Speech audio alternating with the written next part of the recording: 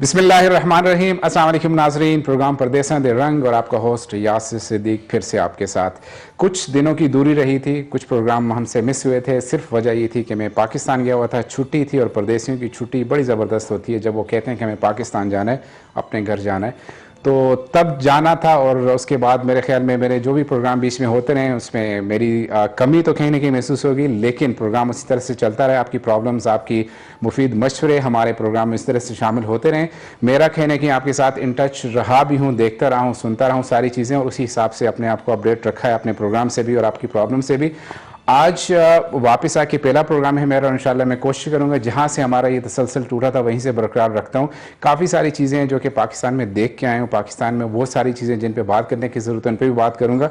और सफ़र कैसा रहा, एयरपोर्ट पे क्या कुछ हुआ, एयरलाइंस ने क्या कुछ किया, वो सब कुछ ऐसी सारी चीज़ें जो कि मेरे लिए बड़े तजर्बे हैं और ये आने वाले हमारे मुसाफिरों के लिए बड़े कारगर साबित हो सकते हैं। और इंशाल्लाह मैं अपने इस प्रोग्राम के तवज्जुह से अपने मेहमानों की गाइडलाइंस हमारे साथ रहेंगी और इंशाल्लाह इस पर ज़रूर लम्हा बलम्हा जहाँ जहाँ ज़रूरत हुई तो बात करता रहूँगा, क्योंकि बात करने की ज़रूरत इसलिए है कि हमारी एयरलाइंस, हमारे एयरपोर्ट स्टाफ और उसके अलावा जो हमारे वहाँ पे जितने भी एजेंट्स हैं उनके हाथों जिस तरह भी हमारे मुसाफिर भाई इस वक्त रुलते मुझे नज़र आए, मैं उस पर ज़रूर बात करता रहूँगा।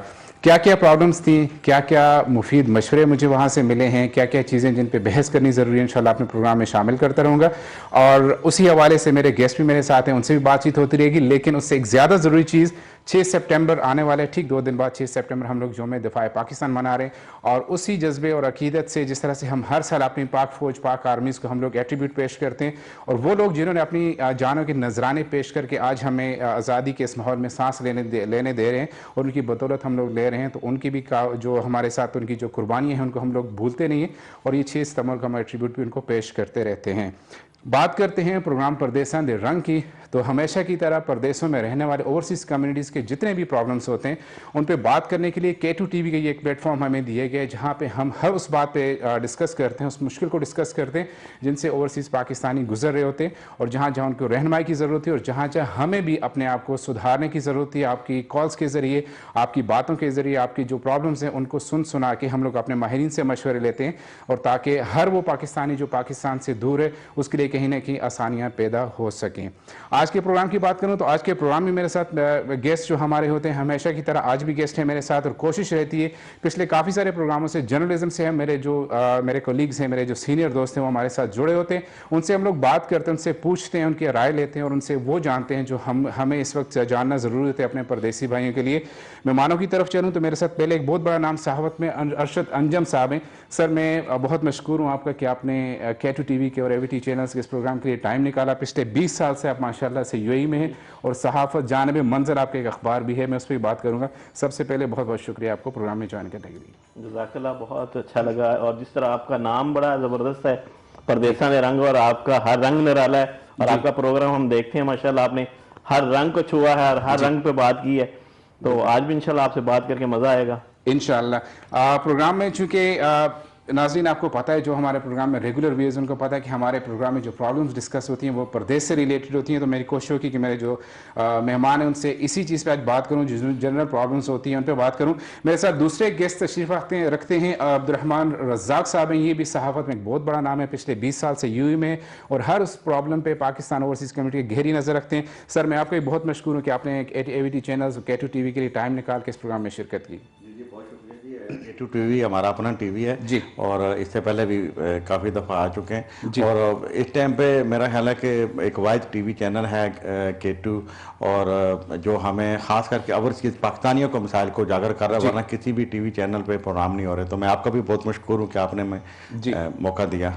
जी नाज़रीन, आप हमेशा की तरह हमारे साथ प्रोग्राम में शामिल हो सकते हैं। हमारा नंबर आप स्क्रीन पे देख रहे होंगे, लाइव प्रोग्राम में लाइव कॉल कीजिए, हमारे साथ प्रोग्राम में शामिल हुई। हमारे मेहमान जैसे कि तारफ़ में करवा चुका हूँ, आप इनसे भी पूछ सकते हैं जो भी आपके प्रॉब्लम्स हैं या जर्नलिज्म से रिलेटेड या क्या किरदार होना चाहिए आप पूछ सकते हैं। कॉल कीजिए, कॉल मिलाइए, हमारे साथ शामिल हो जाइए। अरशद साहब मैं सबसे पहले आपकी तरफ आता हूँ। पिछले कई प्रोग्रामों में मेरे साथ जर्नलिज्म से मेरे साथ ही बैठते रहे और मैं हर दफ़ा ये कोशिश होती है कि मैं सहाफ़त का किरदार अपने पाकिस्तान ओवरसीज़ कम्युनिटी के लिए जानना चाहूँ और लोग जानना चाहें, हमारे व्यूवर्स जानना चाहें कि सहाफ़ी बरादरी पाकिस्तान ओवरसीज़ कम्युनिटी की बेहतरी की में क्या किरदार अदा कर सकती हैं।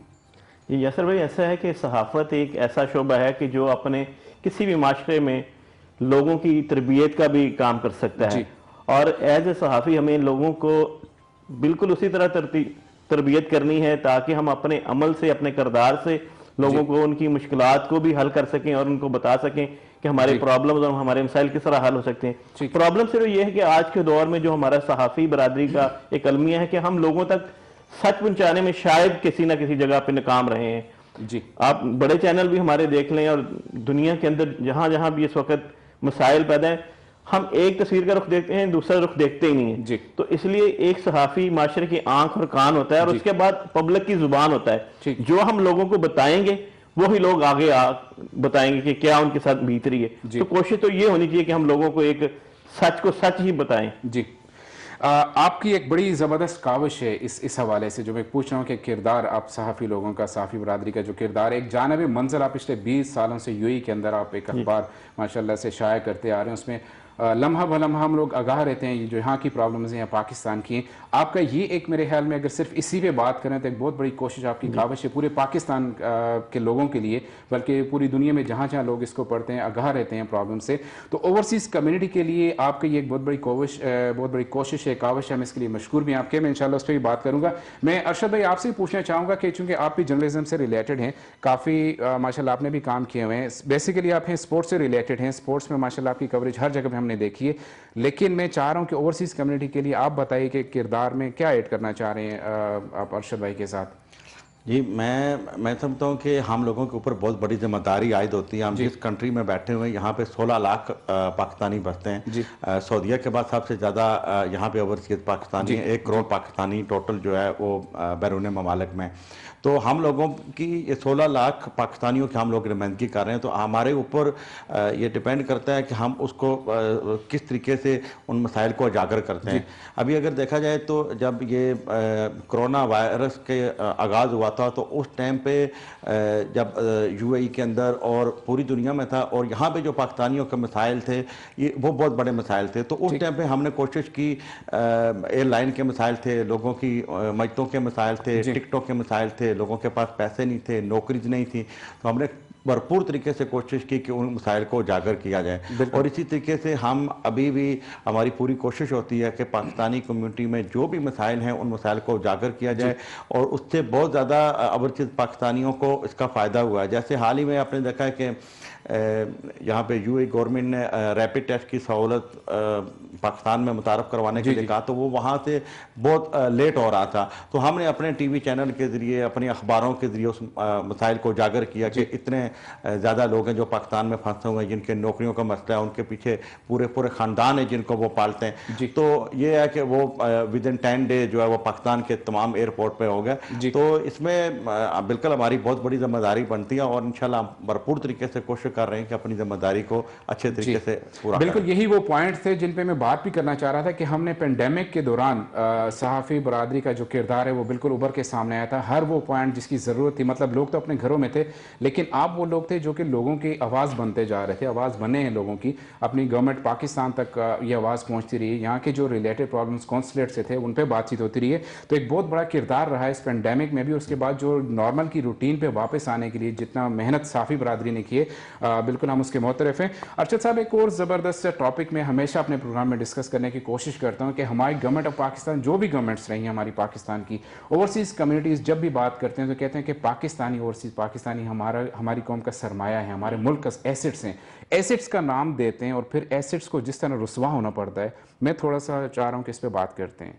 जी बिल्कुल, आप सही कह रहे हैं कि जो भी गवर्नमेंट आती है वो सबसे पहले ओवरसीज पाकिस्तानी के हवाले से बात करती है। जी ओवरसीज पाकिस्तान, मेरे पास एक ब्रेक का मैसेज है, मैं चाह रहा हूँ कि ब्रेक लेके फिर एक ही दफ़े से कंटिन्यू करते हैं। जी नाज़रीन, बड़ा ज़बरदस्त पॉइंट अभी मैं ब्रेक के बाद आपके साथ शेयर करने जा रहा हूँ। हमारे साथ जुड़ रहिएगा, छोटा सा ब्रेक है, फिर आपसे मुलाकात होती है।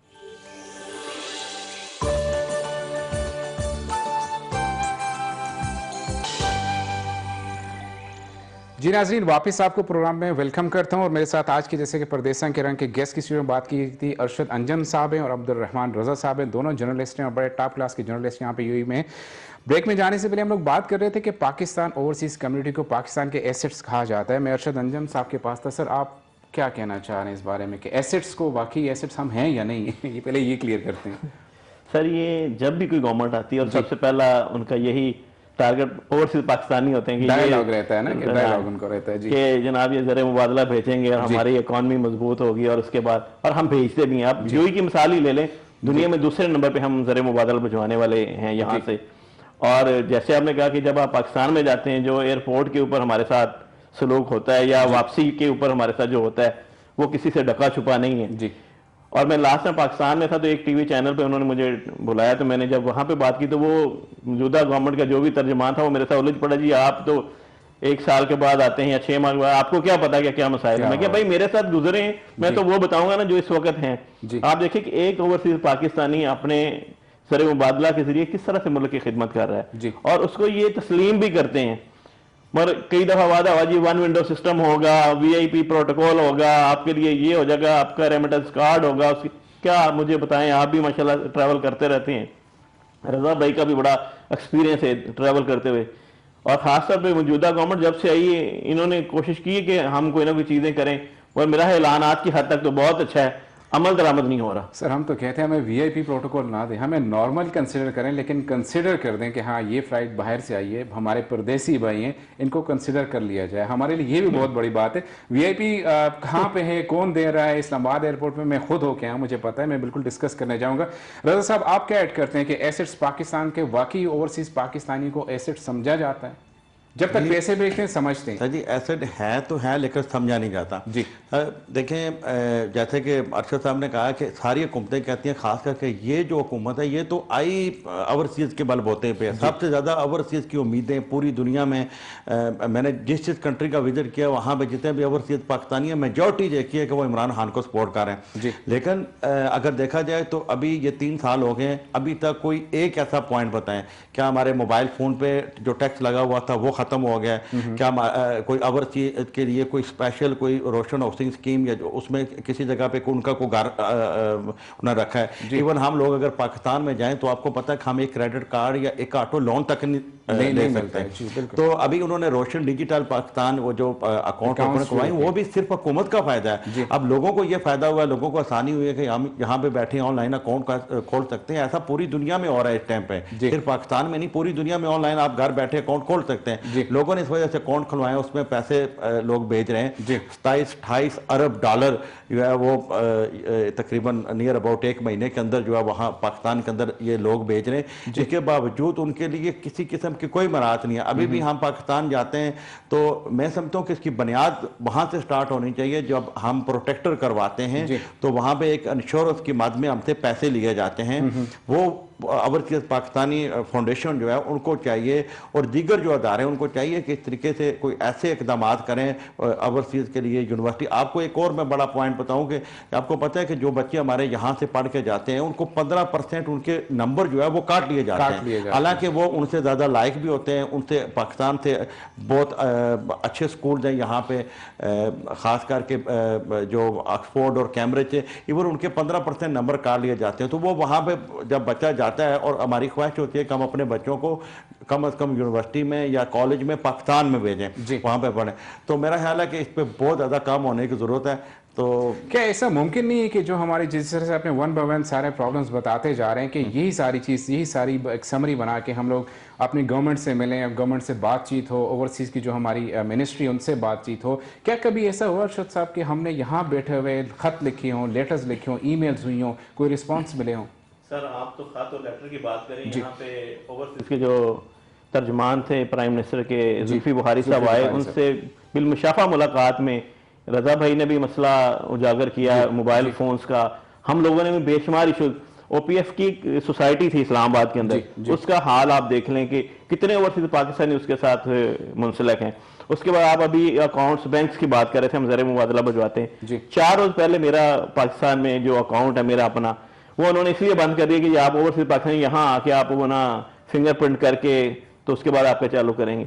अब मैं एक ओवरसीज पाकिस्तान, जब मैंने अकाउंट खोला वहां उनको बताया कि मैं ओवरसीज पाकिस्तानी हूँ। आप रोशन डिजिटल अकाउंट की बात तो करते हैं, जो हमारे अकाउंट्स पहले से हैं अब उनको मुंजमद बंद कर रहे हैं। तो ये किस तरह से अब मैं एक टिकट खरीदूं और वहां पे जाके सिर्फ ना बायोमेट्रिक करके फिर आऊं? तो ये बात हमने कॉन्सुलेट के साथ भी शेयर की, और यहाँ जब आए थे गवर्नर स्टेट बैंक, उनके साथ भी कहा कि जो ओवरसीज पाकिस्तान यहाँ पे उनका जो फिंगरप्रिंट्स का मसला है बायोमेट्रिक, वो यहाँ पे आप सिस्टम करें। और फिर यहाँ पे जो लास्ट कौंसल जनरल थे उन्होंने कोशिश की कि हमारे कॉन्सुलेट के अंदर बायोमेट्रिक सिस्टम है, आप लोगों को यहाँ पे बुला लें और यहाँ से हम आपको बायोमेट्रिक कर देते हैं ताकि लोग मसला ले। वादा भी हुआ मगर आज तक उस पर अमल दरामद नहीं हुआ। इस हवाले से जब हम बात करते हैं तो नादरा की मिसाल हमारे सामने कि नादरा ने भी तो अपना सिस्टम अपग्रेड किया है ना, तो सारे बैंक्स के सिस्टम अपग्रेड क्यों नहीं हो सकते? मेरे पास एक कॉल भी है, कॉल लेके फिर मैं आपसे इस पे कांड। जी अस्सलाम वालेकुम। वालेकुम अस्सलाम व रहमतुल्लाहि व बरकातुहू। जी कौन बात कर रहे हैं, कहाँ से बात कर रहे हैं? हाल शुल अखबार अखोई? अल्हम्दुलिल्लाह अल्हम्दुलिल्लाह। वैन कन पाकिस्तान माशाअल्लाह। माशाल्लाह हम लोग उर्दू में बात कर रहे हैं तो उर्दू में कंटिन्यू कीजिए ताकि क्या हमारे हाल है जी? बिल्कुल ठीक है सर। आप मैं आपका एक रेगुलर कॉलर हूँ, शहाब भाई बात कर रहे हैं अबू धाबी से। जी जी जी बिल्कुल सर बिल्कुल। क्या हाल आपके चाल है? टोन से समझ गए थे। बिल्कुल ठीक है अल्हम्दुलिल्लाह। आप सुनाए कैसे हैं आप? खैर खैरियत से आए? अल्हम्दुलिल्लाह बिल्कुल खैरियत से आए। हम लोग वही डिस्कस कर रहे थे कि गया कैसे और आया कैसे हो, उसी चीज नहीं, को वो हम मेरे ख्याल में आपको कुछ लगी है तो इसलिए ये सवाल ज्यादा उठा है। नहीं लगी मेरे साथ अल्हम्दुलिल्लाह कहीं ना कहीं ठीक रहा हूँ, लेकिन जो देखता रहा हूँ जो लोगों की बेबसी मैंने देखी है, एक एक मतलब फोटोकॉपी उनके पास नहीं थी एक बंदे के पास, उसको जो रुस्वा होना पड़ा है मैं उसकी मिसाल जरूर दूंगा। तो मैंने लोगों की एक बात सुनी, मैं तो माशाल्लाह इतना तजुर्बा नहीं है मेरा, आप लोग जर्नलिज्म से ज्यादा अटैच्ड हैं जी। आप लोगों ने अपने अभी डिस्कशन की कि जो भी हुकूमत आती है वो परदेशियों के साथ यही करती है जी। तो सवाल ये पैदा होते है कि फिर चलो इमरान खान ने अगर ज्यादती की पिछली हुकूमत, मैं एक जुमला कहा करता हूँ कि हमेशा लड़ाई दो तबकों की है, एक अमीर है एक गरीब है जी। और अमीर जिस रंग में भी हो, चाहे वो नून लीग हो पीटीआई हो, जो भी अमीर है और गरीब गरीब है।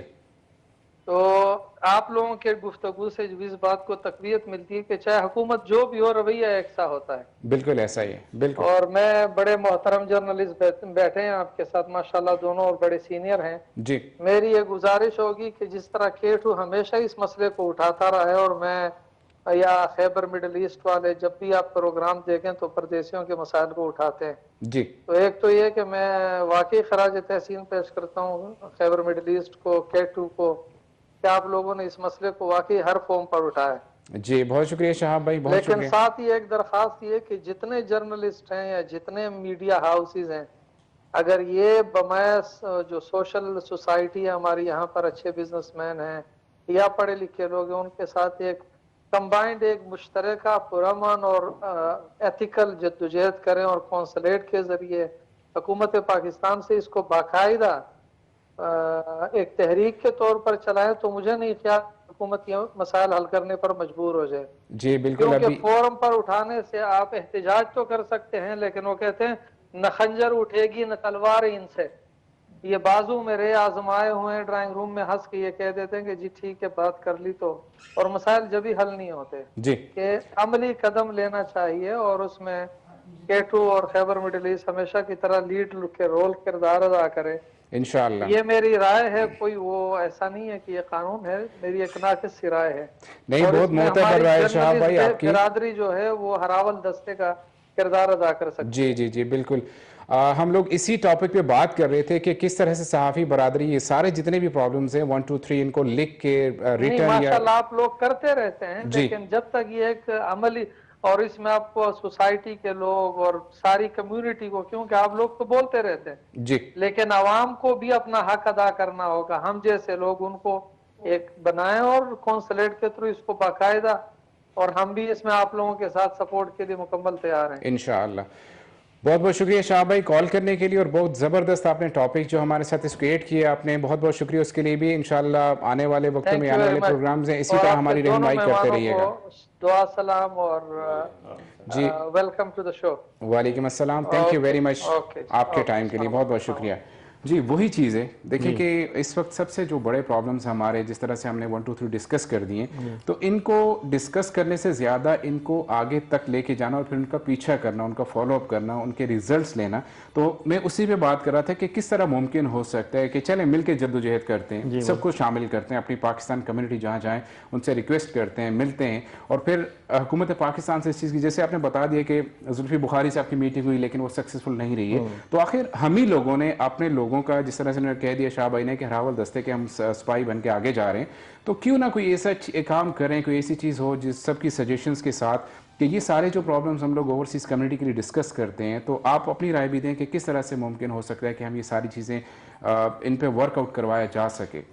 सर मैं जो शहाब भाई ने बात की मैं उनसे इत्तेफाक करता हूँ कि हर बंदे को, हर शख्स को अपना किरदार अपनी जगह पे अदा करना है। जो यहाँ पे सारी जमातें, यहाँ पे PMLN भी है, पीपल्स पार्टी भी है, और ख़ासतौर पे PTI भी है जिनकी इस वक्त गवर्नमेंट है। जो PTI के ऑफिशियल जहाँ पे हैं उनको चाहिए कि वो यहाँ से अपनी पूरी प्रपोजल बना के अपनी गवर्नमेंट तक भिजवाएं कि ये मसाइल हैं, ये इश्यूज हैं, उस पर बात हो सकती है। उसके बाद जिस तरह केटू अपना किरदार अदा कर रहा है, इस तरह मेरा एक जो जरीदा है, मेरा जो न्यूज़पेपर है, ये कम्युनिटी न्यूज़पेपर है। हम हमेशा कम्युनिटी की जो भी एक्टिविटी है यहाँ पे उसको पब्लिश करते हैं, कम्युनिटी के मसाइल को उजागर करने की कोशिश करते हैं, कौंसलेट के साथ भी मसलों को उठाते हैं। और देखें हमारे कौंसलेट का स्टाफ भी काफी हद तक इस पे काम करता है, मगर आगे से जब आपको रिस्पॉन्स नहीं मिलता तो वो भी एक हद तक ही जाते हैं। जी, चीज़ें क्यों रुक जाती हैं? जब मैं आपसे पूछना चाह रहा हूँ सॉरी रज़ा साहब कि चीज़ें रुक क्यों जाती हैं? हम लोग कोशिश करते हैं, आप मेहनत करते हैं, लिखते हैं, वो चीज़ें हाईलाइट करते हैं, लेकिन एक पॉइंट पे आके स्पेसिफिक पॉइंट वो चीज़ें रुक जाती हैं। उन रुकने की वजूहात क्या होती हैं? या फॉलोअप हमारी तरफ से नहीं होता, ये क्या समझते ये हैं? बिल्कुल ऐसा ही है। देखें मैं यहाँ पर बताऊँ कि यहाँ पे वज़ीर आला पंजाब साहब आए थे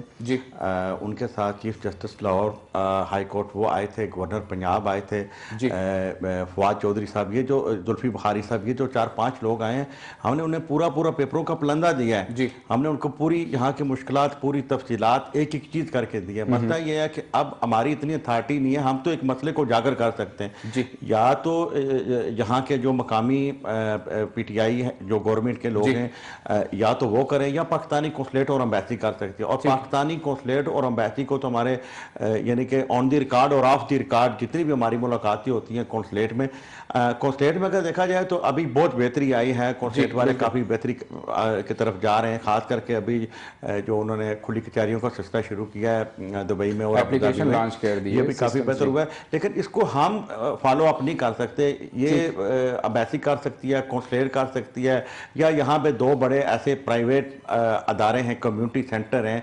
पाकिस्तान सोशल सेंटर शारजा और पाकिस्तान एसोसिएशन दुबई। वो लोग देखें वो कितना बड़ा काम कर रहे हैं। पाकिस्तान एसोसिएशन दुबई तो बहुत बड़ा काम कर रही है। तो उनके जो अहदेदारान हैं उनको भी चाहिए कि यहाँ के जो मसाइल हैं उनको प्रॉपर्ली उनको फॉलो किया जाए। देखें यहाँ पे अगर हम एक ईंट उन्होंने बेच के तो $1 मिलियन का प्रोजेक्ट वो कर सकते हैं, तो ऐसे और बहुत सारे प्रोजेक्ट किए जा सकते हैं जी। बिल्कुल अर्शद साहब, मैं चाह रहा हूँ कि एक चीज़ सवाल जो जहन में कॉमनली उठता है, वज़ीर-ए-आज़म साहब ने पोर्टल बनाया था, सिटीजन पोर्टल, कितना बड़ा हथियार साबित हो सकता है अगर हम ओवरसीज़ कम्युनिटी अपने हक के लिए उस पर लिखते जाएं और अपनी प्रॉब्लम्स बताते जाएं? क्या समझते हैं, कोई रिस्पॉन्स मिलेगा? नहीं, मिलना भी चाहिए, रिस्पांस मिलेगा, नहीं मिलना चाहिए, क्योंकि ओवरसीज पाकिस्तान अगर आपका सरमाया है तो उस सरमाए को ज़ाया ना होने दें, उनको रिस्पांस मिलना चाहिए। दूसरी बात, जिस तरह अब्दुल रज़ा भाई ने बोला है कि यहाँ पे हमने अपने तौर पे पाकिस्तान एसोसिएशन दुबई की मिसाल हमारे सामने, डॉक्टर फैसल, मैं उनको खराज तहसीन पेश करता हूँ। इतना अच्छा काम, ये देखें जब कम्युनिटी यकजा होती है तो बड़े बड़े काम भी हो जाते हैं। तो वही वाली बात कि अगर हम यकजा हो कि ये चीज़ें कौंसलेट के साथ, एम्बेसी के साथ, सेंटर के साथ और जो जर्नलिस्ट कम्युनिटी वो मिलके अपनी गवर्नमेंट के साथ शेयर करेंगे तो शायद उन तक कोई असर पड़े। ठीक है। एक और चीज़ मैं अब अपना तजर्बा शेयर करने लगा हूँ जो एयरपोर्ट पे मैंने देखा है। स्मूथी चीज़ें, लेकिन कहीं ना कहीं बहुत ज़्यादा प्रॉब्लम्स उन लोगों के लिए हुई हैं जो कि बेचारे हमारे अनपढ़ हैं, अवेयरनेस नहीं है। एजेंट्स के हाथों उनको पेपर दे दिए गए कि ये आपके डॉक्यूमेंट्स हैं और आपने जाके प्रेजेंट करने। अब सादा लोग होते हैं हमारे, पेपर्स उनके पास, फाइलें मैंने देखी हाथ में उठाई हुई, बगल के नीचे दबा के, वो बेचारे लाइन में घंटों खड़े रहे। मैंने खुद अपनी आंखों से मुशाहिदा किया है। जब काउंटर पर पहुंचे, एक पेपर एक बंदे के पास मिसिंग था कि आपके पास इसका प्रिंट नहीं है। अब प्रिंट नहीं, उसने कहा कि मेरे पास मेरे मोबाइल में ये रिपोर्ट है। उनको एक्सेप्ट करना चाहिए था। उसने कहा नहीं, आप जाएं वापस वहाँ जाके रिपोर्ट लेके आएँ, प्रिंट लेके आएँ। फिर से बंदा गया कहाँ से वो रिपोर्ट लेके, फिर से आके लाइन में लगा। इसके अलावा ये तो एयरपोर्ट के स्टाफ की हमारे साथ जो बदसलूकी होती है, जो सबसे पहले जो गेटमैन हमारा खड़ा रहता है वो इतनी बेदर्दी से, इतने एक बेरुखी से हमारे डॉक्यूमेंट्स को देखते हैं जैसे हम कहीं कोई क्रिमिनल्स हैं या कुछ इस तरह का हमारा ट्रीट किया है उसने। फिर उसके बाद जब आप बोर्डिंग के लिए जा रहे होते हैं या लगेज चेक करवा रहे होते हैं तो यकीन करें कि ऐसी ऐसी नज़रें आपको देख रही होती हैं कि इंसान सोचते हैं यार पता नहीं मैंने कौन सा जुर्म कर दिया है। इसके अलावा ये तो हो गई वहाँ के एयरपोर्ट की। एयरलाइंस ने जो तबाही मचा दी अभी इस वक्त जो करंट सिचुएशन है, कि मनमानी के टिकट्स अब हर बंदे की जो 5-5 6-6 महीने से हमारे लोग वहाँ पे फंसे हुए थे, बेसरो मतलब रोज़गार नहीं था ना, बेसर रोज़गार थे ना, उनके हाथ में कुछ है ना, वहाँ कमाने का कोई ज़रिए, वहाँ पे लॉकडाउन और ये सारी सिचुएशन चल रही हैं। अब उनके लिए टिकट्स की जब हम कीमत की बात करते हैं तो टिकट्स के जब पूछते हैं पहले तो कोई भी एयरलाइन है वो सीधी मुँह बात नहीं कर रही थी। उसके बाद जब टिकट्स की बात हुई तो टिकट्स की जब बात करते हैं हम लोग तो इतने का टिकट और इतने का टिकट, यकीन करें कि लोगों की आंखों में से आंसू हमने देखे कि यार अब मैं इतने का टिकट सिर्फ एक साइड के लेके कहाँ जाऊँ। मैं आपसे रज़ा पूछना चाह रहा हूँ कि इस मोनोपोली को कंट्रोल कैसे किया जा सकता है कि टिकट जो अब जो प्राइसें बूस्ट कर दी उन्होंने अपनी मनमानी से, कहीं मजबूरी कुछ नहीं है, सिर्फ उन्होंने अब कहा है कि हमारा सीज़न चल रहा है और हमने यहीं पे कमाई करनी है, चाहे वो कोई भी एयरलाइन हो।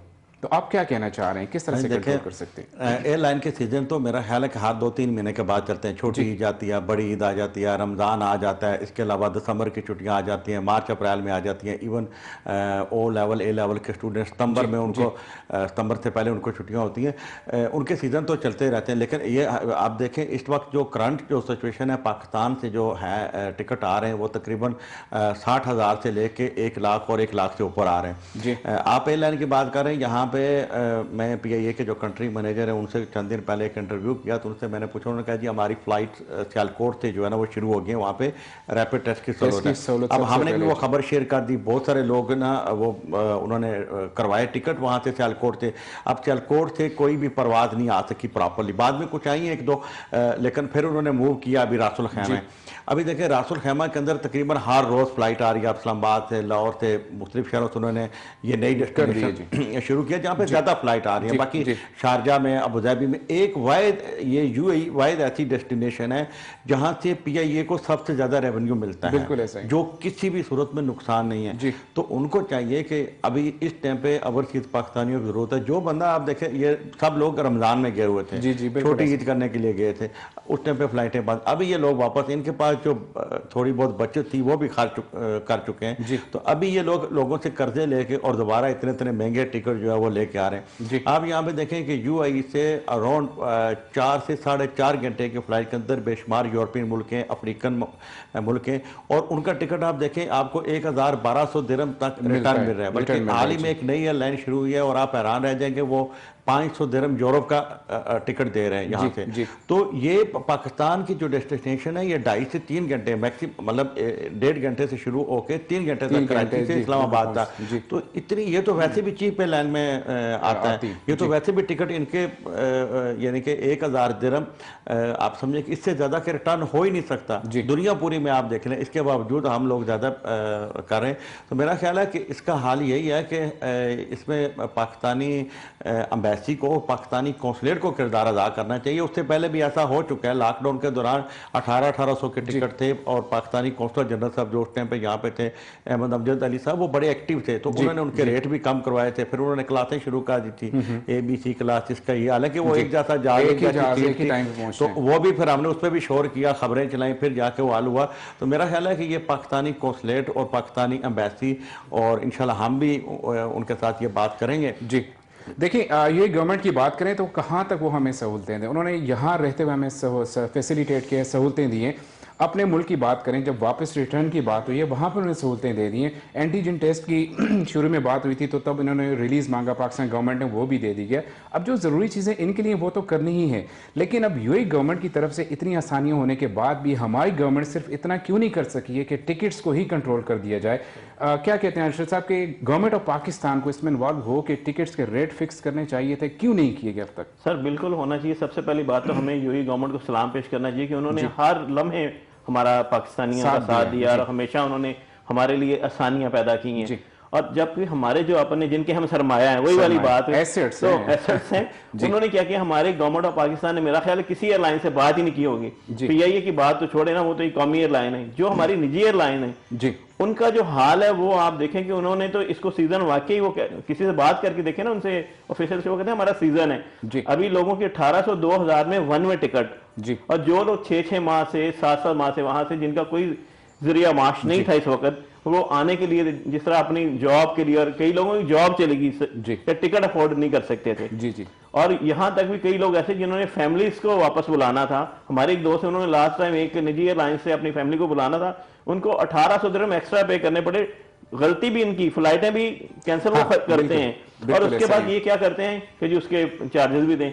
अब एक बंदा वहां पे टेस्ट करवाता है, उसके भी पैसे दें, और उसके बाद जब फ्लाइट कैंसिल होती है उसका कसूर नाम पैसेंजर का नहीं है, जी जी, तो वो भी पैसेंजर के ऊपर डालते हैं। बिल्कुल ऐसे ही। मैं यहाँ पे एक और एग्जांपल भी देना चाहूंगा कि यहाँ से लोगों ने रिटर्न टिकट्स लिए, जब वापस आने के लिए उनको पता है कि हमारी सीट कंफर्म है, हम लोग पे करके आए हैं, जब एयरपोर्ट पे पहुंचते हैं आके उनको रास्ते में मैसेज है, एयरपोर्ट पे पता चला कि आपकी फ्लाइट कैंसिल हो चुकी है, जब दोबारा से वो रीबुकिंग करते हैं तो उसके लिए वो 1800-2000 दिरहम किस बात के लिए जाते हैं? 25-30 रुपया पाकिस्तानी जो है ना, पाकिस्तान और में ऐसा ले। एक दफा नहीं हुआ, मतलब एक दफा उन्होंने फ्लाइट की, दोबारा फिर कैंसिल हो गई जी। फिर दोबारा उन्होंने वहां पे उनसे पैसे लेके करवाए हैं। तो इन चीज़ों पे कंट्रोल क्यों नहीं है? चाहे वो पीआईए हो, चाहे वो एयर ब्लू हो, मतलब हमारे प्राइम मिनिस्टर साहब की जिम्मेदारी बनती है ना। फर्ज तो पाकिस्तान हाँ, के प्राइम पाकिस्तान मिनिस्टर का साहब बनता और है, पाकिस्तान जी। की गवर्नमेंट का है कि वो ओवरसीज पाकिस्तानियों को सरमाया कह के हमारे कान सुन के ऐसा कान ही। पक गए हैं, मैंने और हमारे लिए इसीलिए क्या पूछा था किए, कि हम कुछ भी नहीं, assets नारे हैं जरूर भी, हैं। एसेट्स हैं भी, यानी हमें क्या समझा जा रहा है। अब इसी हवाले से एक और बात जो मेरा खुद का वहीं पे तजर्बा है कि हमारी फ्लाइट 3:30 बजे की थी पाकिस्तान इंटरनेशनल लाइन की। मैं बोर्डिंग पे खड़ा था, बोर्डिंग पे मुझे घर से निकले हम लोग 6 घंटे पहले आके सारी चीज़ हो गई, बोर्डिंग लाइन पे बिल्कुल मैं बोर्डिंग के करीब पहुंचा हूं तो मुझे मैसेज कॉल आई है पीआईए की तरफ से कि आपकी फ्लाइट 5:30 बजे हो चुकी है, जो कि मतलब प्री इन्फॉर्मेशन कुछ नहीं है, फ्लाइट के बिल्कुल 1 घंटा बाकी और तब आपको कहा जाता है। और फिर जो 4-5 घंटे जिस अजियत से हमने और बाकी पैसेंजर ने वहाँ पे गुजारे, पीआई की मैनेजमेंट की तरफ से कोई एक बंदा नहीं आया कि जाके अपने पैसेंजर से पूछ लें कि इनको पानी चाहिए या इनको कहीं सहूलत चाहिए। लोगों ने झगड़े शुरू किए, लोगों ने हाथापाई शुरू हुई और तब पीआई की तरफ से जवाब मिला कि हमारी मैनेजमेंट, बिलीव में लिटरली ये सुना है कि हमारी मैनेजमेंट में कोई भी बंदा फ़ोन नहीं उठा रहा, वो इस वक्त सो रहे हैं। अब आप बताएं कि इस सिचुएशन में हम एसेट्स जो कह रहे हैं अपने आप को, बड़े फ़ख्र से हम कहते हैं, हमारे प्राइम मिनिस्टर बड़े फ़ख्र से कहते हैं कि हमारे एसेट्स हैं पाकिस्तानी ओवरसीज़, क्या एसेट्स की ये कदर होती है अपने मुल्क में? अरे मैं यहाँ पर बताऊँ, सबसे पहली बात यह है कि आप ये सिर्फ एक लफ्ज़ी कहानियाँ है कि एक प्राइम मिनिस्टर या कोई भी सियासी बंदा एक बयान दे देता है ना, चलते चलते एक बात कर लेता है, वो अखबारों की सुर्खियाँ बन जाती हैं। देखें अभी तक हमारे जो पीएम साहब हैं, आज तक उन्होंने क्या यूएई में पाकिस्तानी कम्युनिटी को आके मिले हैं, या इनमें से अगर वो यूएई से उनको कम अज़ कम 100 ऐसा बड़ा बिजनेसमैन मिल सकता है जो पाकिस्तान में अच्छी इन्वेस्टमेंट कर सकते हैं, जो लोग जहाँ पे इन्वेस्टमेंट करें, दुनिया पूरी से वो 1000 ओवरसीज पाकिस्तानी लेके पाकिस्तान की तकदीर बदल सकते हैं। ओवरसीज पाकिस्तानियों के कर्जे उतार सकते हैं, लेकिन इनको थोड़े प्यार मोहब्बत की ज़रूरत है। लेकिन किसी भी जगह पे उनको उसकी निगाह से देखा ही नहीं जाता। लेकिन और हम लोग अगर यहाँ पे बैठे हो, क्या इसमें कोई हुकूमत का किरदार है? हुकूमत ने हमें यहाँ पे नहीं भेजा। ये दुबई के अंदर, सऊदीया के अंदर जितने भी ज़्यादा लोग हैं, लोग अपने हम लोग लूटे पुटे अपने मुल्क से दयार गैर में आते हैं और यहाँ के चले, यहाँ की गवर्नमेंट हमें संभाला हुआ है। मैं जितना भी फिर से कह रहा हूँ कि यूएई गवर्नमेंट हो या सऊदी गवर्नमेंट हो, उन्होंने जितना हम लोगों को संभाला हुआ, मैं कहता हूँ कि अगर हम अपने मुल्क में चले जाएं यहाँ से सारे उठ के, तो हमारी गवर्नमेंट हमें, जो अब भी जो लोग गए हैं, जो वहाँ पे जाके मतलब छुट्टी पे गए, फंस गए, तो उनके साथ हमारी गवर्नमेंट ने क्या रिलीफ दिया है? ये रिलीफ मिला है कि जब वो आने के काबिल, जब उन्होंने यूएई गवर्नमेंट ने अलाउ कर दिया कि आप आ सकते हैं, तो बजाय उनको फैसिलिटेट करने के, वहाँ पे ऐसी प्रॉब्लम्स खड़ी हो गई हैं कि आम लोग देखें, अब आप खुद सोचें कि एक बंदा 5 महीने बेरोजगार रहा है, उसके पास कुछ नहीं है, टिकट उसने जैसे तैसे करके कर्ज किया, अपनी भैंस बेच दी, अपना जेवर रख दिया, टिकट उसने ले लिया, आप एयरपोर्ट पहुंचते हैं, आपकी फ्लाइट कैंसिल होगी, किसी भी एयरलाइन की गलती की वजह से फ्लाइट कैंसिल हुई है, उस पैसेंजर का क्या कसूर है कि वो अब 30,000 या 2500 से एयरपोर्ट पे कहते हैं कि दोगे तो तुमने जाना है, अब वो कहां से लाके देगा? वही वाली बात कि जो आप कह रहे हैं कि यहाँ कब तक वो हमें इतना प्यार दे के सवालते करते हैं जी। और यहाँ पे मैं एक बात और भी कराएं, अक्सर हम लोग कहते हैं कि यूएई हमारा दूसरा घर है जी। मैं कहता हूँ कि इसको अब बदलें, क्योंकि यूएई हमारा पहला घर है और वो हमारा दूसरा घर है, क्योंकि जिन्होंने हमें संभाल के रखा है उनको हमें कहना चाहिए ये हमारा पहला घर है। हर चीज में हमारा ख्याल गवर्नमेंट। मैं यहाँ पे एक बात ऐड करना चाहूँगा। मैं एक दफ़ा यहाँ की एयरलाइन से जा रहा था बाहर, तो मेरी वो फ्लाइट मिस हो गई जी। तो फ्लाइट मिस होगी तो उन्होंने ना सिर्फ कि मुझे सॉरी किया, बल्कि मुझे बिजनेस क्लास का रिटर्न टिकट दिया और 1 साल की वैलिडिटी थी उसकी, कि 1 साल के अंदर, ये अरशद साहब को पता है कि यहाँ पे अगर इनका एक पैसेंजर किसी तरीके से रह जाए, अगर बुकिंग हो जाए या कोई मिस्टेक हो जाए या किसी वजह से एयरलाइन ना जा सके, ये होटल भी देते हैं, खाना भी देते हैं और जो भी सहूलत हो सकती है, तो ये बेसिकली इंटरनेशनल रूल है, इंटरनेशनल लॉ है एयरलाइन का। तो हमारी एयरलाइन को तो कोई पूछता नहीं है, चाहे निजी है या हमारी हमारी कौमी एयरलाइन है। तो आप देखें कि इस टाइम पे पाकिस्तान के लिए एक बड़ा ये सियासी बात हो जाएगी, बड़ा ज़बरदस्त किस्म का मौका है कि हर दूसरे रोज़ कोई यूरोपियन वज़ीर ख़ारजा वहाँ पे आ रहे हैं। तो अभी हमें वहाँ पे बात मनवानी चाहिए, हमारी एयरलाइन के दरवाजे बंद हैं यूरोपियन के लिए, और इस टाइम पे सबसे ज़्यादा फ्लाइट जो है ना पाकिस्तान से सिर्फ और सिर्फ यूएई आ रही है, यूएई की तमाम रियासतों में। ठीक है, और उनको चाहिए कि मेरे पास एक ब्रेक का टाइम भी हो रहा है। जी नाज़रीन, बड़ी ज़बरदस्त टॉपिक और इस टॉपिक पे ज़रूर बात भी करूंगा, लेकिन यहाँ पे एक छोटे से ब्रेक का टाइम, हमारे साथ जुड़े रहिएगा।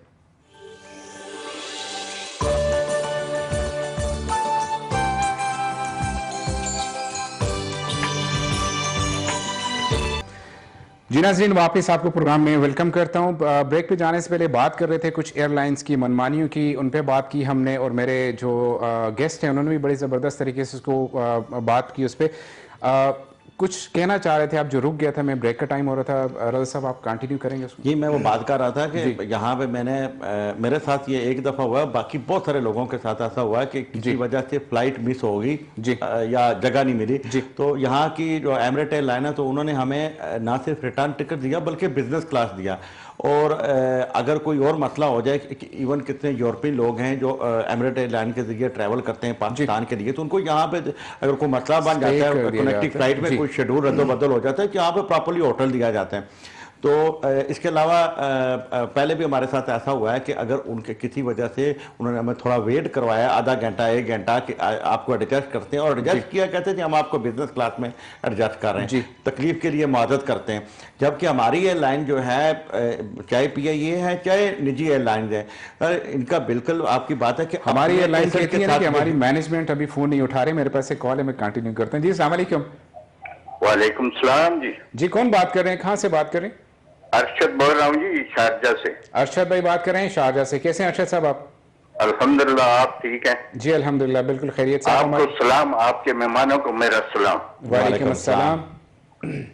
सर, मैं 78 से यहाँ हूँ जी,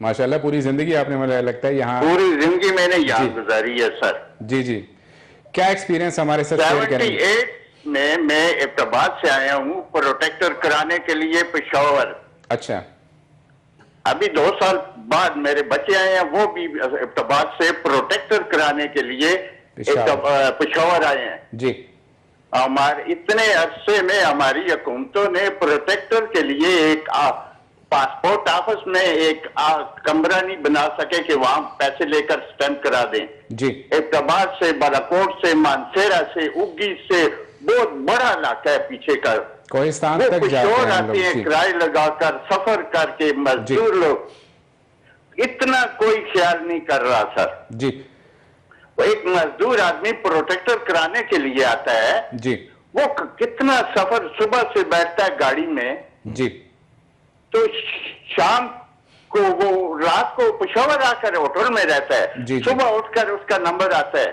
उसका प्रोटेक्टर पर इतना खर्चा हो जाता है, इतना टिकट और वो वीजे पर नहीं होता। बिल्कुल ऐसा ही है। और वो बिल्कुल खस्ता मजदूर लोग होते हैं। जी जी, बिल्कुल अरशद साहब, ये आपने तो कह दिया, हमने खुद ये चीजें देखी हैं। 78 में जो मैंने प्रोटेक्टर करा के आया हूँ, आज भी वही लोग वही प्रोटेक्टर उन इलाकों से कराने के लिए आते हैं। वह गवर्नमेंट की फीस कोई 7-8 हजार रुपए है, उनसे वहां ली जाती है 12,000, 14,000, 18,000, और उनके किराए, उनके खर्चे। बिल्कुल ऐसा ही है। जी अरशद साहब, मैंने बड़ी दफ़ा इस पे बात भी की, और आज फिर आपकी इस कॉल के बाद मैं इंशाल्लाह इसको हाईलाइट करूंगा। इस मसले को, बड़ा पेचीदा मसला है हज़ारा के अवाम के लिए, बल्कि कोहिस्तान तक जितने भी लोग हैं, बिल्कुल आप सही कह रहे हैं कि वो किराए लगा के जब पहुंचते हैं पेशावर, तो वहाँ कहते हैं कि टाइम ख़त्म हो चुका, वहाँ पे लोगों के रहने का बंदोबस्त नहीं होता, और फिर जब वो रह लेते हैं, किसी भी तरह से गुजारा कर लेते हैं, तो सुबह फिर से जो उनके साथ जलील ख्वारी होती है, वो बिल्कुल मैं आपकी कॉल के बाद भी इंशाल्लाह शेयर करूंगा, और हुकूमत पाकिस्तान से रिक्वेस्ट भी कर रहा हूँ फिर से कि इस मसले पे बिल्कुल हल इसका निकाला जाए। कॉल करने के लिए बहुत बहुत शुक्रिया। हुकूमत का तो सर यही है कि बस हम आपको वोट देने की कोशिश कर रहे हैं, आप वोट के हकदार बन जाए। जी जी जी, बिल्कुल ऐसा ही है। बिल्कुल कोई और बात ऐड करना चाहेंगे?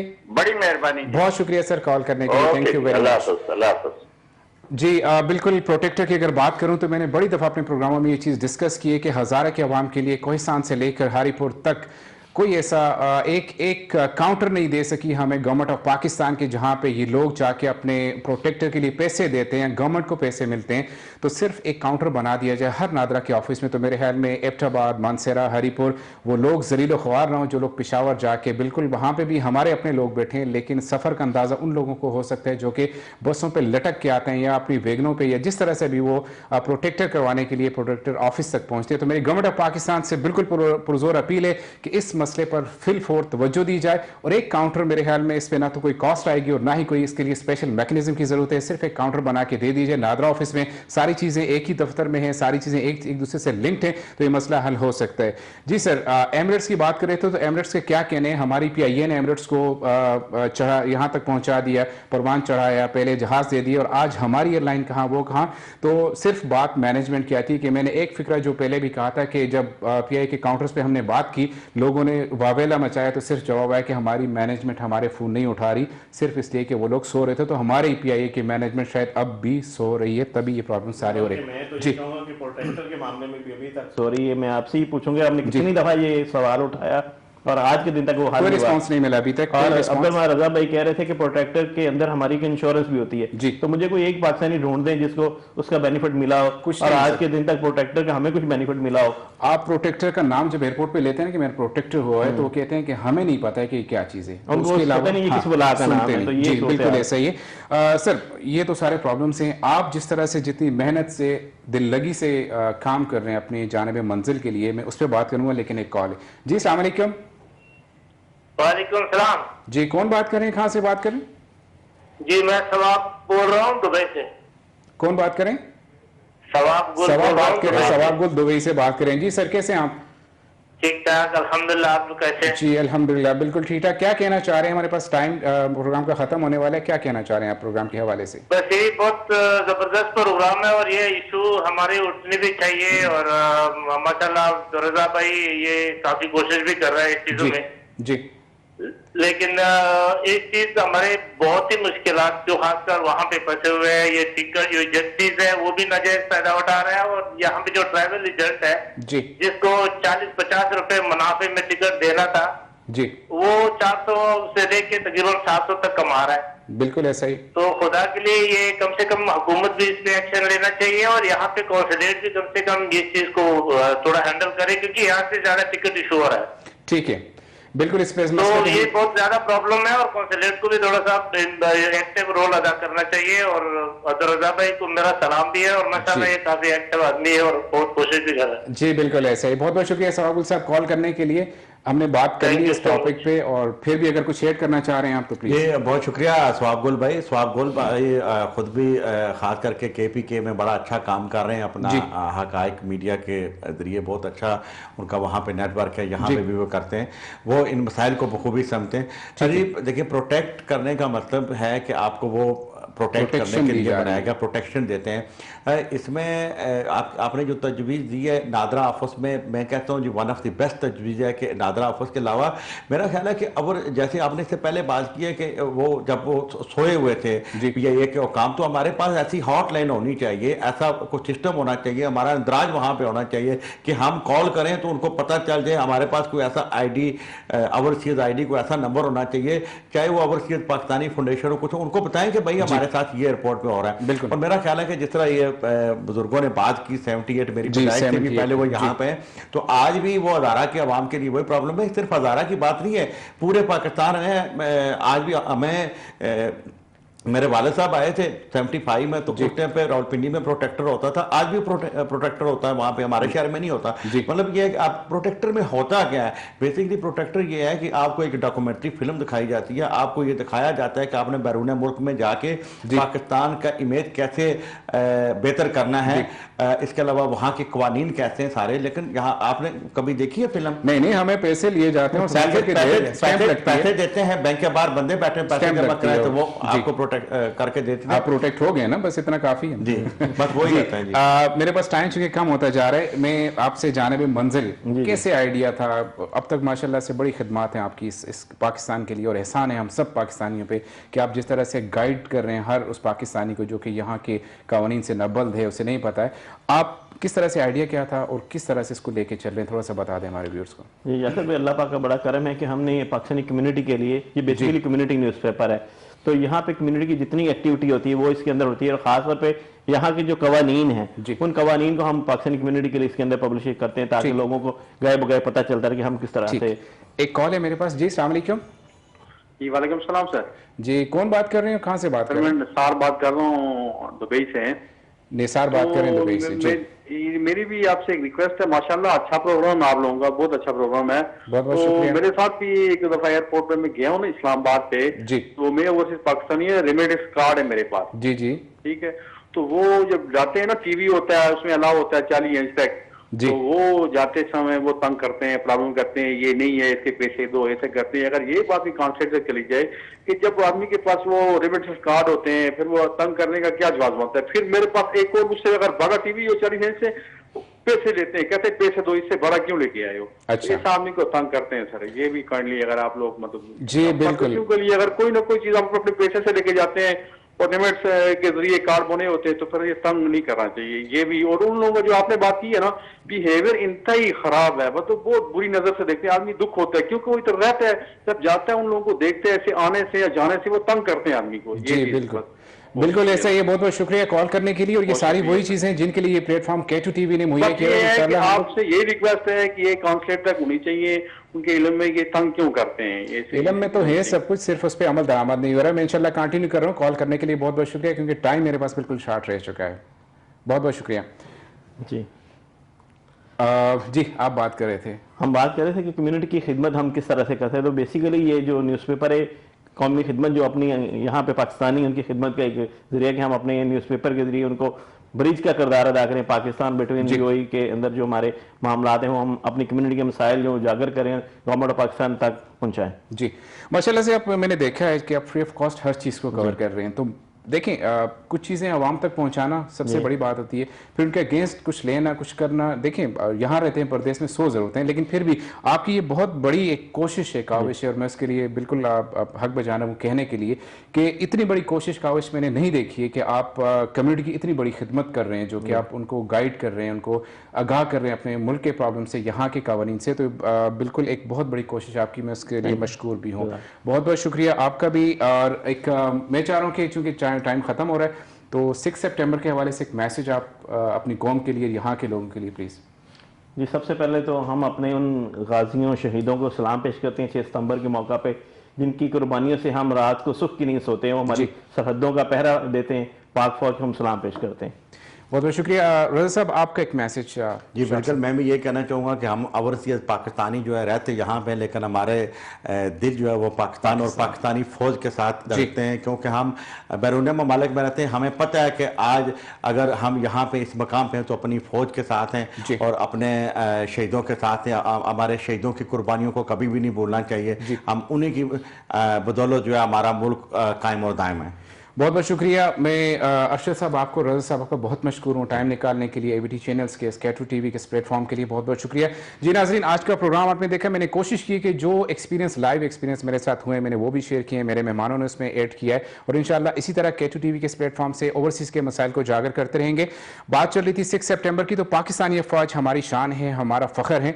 उनके लिए उनकी कुर्बानियों को इस 6 सितंबर की एक छोटी सी काविश, हमारी एट्रीब्यूट पेश करते हैं। तो अपना किरदार ज़रूर अदा करिए इस 6 सितंबर में, पाकिस्तानी अफवाज को जो एट्रीब्यूट उनका हक बनता है उसके लिए। K2 TV भी इसमें शामिल है आपके साथ साथ। इंशाल्लाह प्रोग्राम्स हमारे आप देखते रहेंगे 6 सितंबर को, और इंशाल्लाह जो जो चीज़ें हाईलाइट करनी हुई तो ज़रूर इंशाल्लाह हाईलाइट भी करते रहेंगे। आज का प्रोग्राम का वक्त ख़त्म हो रहा है। अगले प्रोग्राम तक अपने होस्ट यासिर सिद्दीक और मेरे दोनों मेहमानों को इजाज़त दीजिए। अल्लाह हाफिज़, अस्सलाम वालेकुम।